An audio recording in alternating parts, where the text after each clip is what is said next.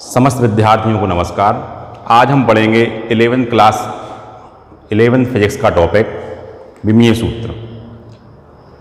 इसके लिए देखें आप, विमीय सूत्र हमेशा केवल 11th क्लास की बात कर रहे हैं हम, एम, एल और टी के रूप में रखा जाएगा, जिसमें द्रव्यमान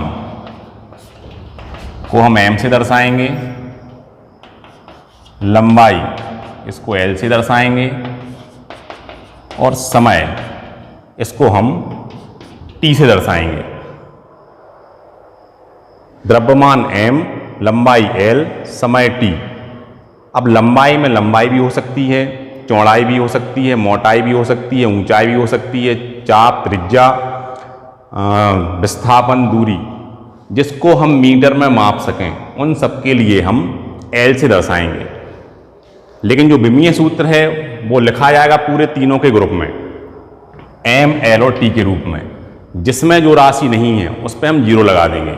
जैसे हम देखें केवल द्रव्यमान का विमीय सूत्र, तो द्रव्यमान में केवल एम है, तो इसको हम लिखेंगे M L zero T zero. लंबाई में केवल एल है, तो इसको हम लिखेंगे M zero L T zero. और समय इसमें केवल टी है, तो यहाँ पे आएगा एम जीरो एल जीरो और टी। अगर हम क्षेत्रफल की बात करें, तो क्षेत्रफल में क्या होगा? क्षेत्रफल का फॉर्मूला होता है लंबाई इंटू चौड़ाई, मतलब एल इंटू एल, तो ये हो जाएगा एल स्क्वायर। पूरा विमीय सूत्र अगर हम लिखें तो ये होगा M zero L square T zero क्षेत्रफल के लिए। अगर हम आयतन का देखें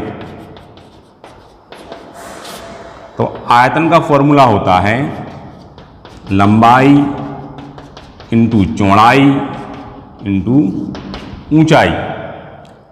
तीनों को हम मीटर से माप सकते हैं, अतः तीनों के लिए आएगा L into L into L, L cube. अगर हम पूरा लिखें तो ये आएगा M zero L cube T zero. आगे देखें, अगर हम वेग या फिर चाल की बात करें, वेग या चाल, वेग का फॉर्मूला होता है दूरी बटे समय।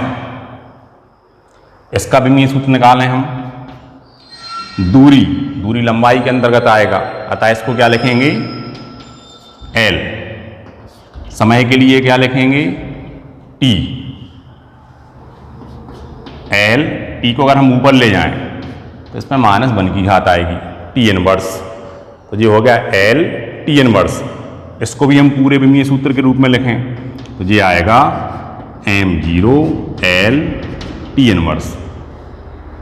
वेग का हो जाएगा, लिखना हमें तीनों के फॉर्मेट में है, एम, एल और टी के रूप में, जिसमें जो राशि नहीं है वहां पे हम जीरो लगा देंगे। त्वरण का देखें हम अगर, तो त्वरण का फॉर्मूला होता है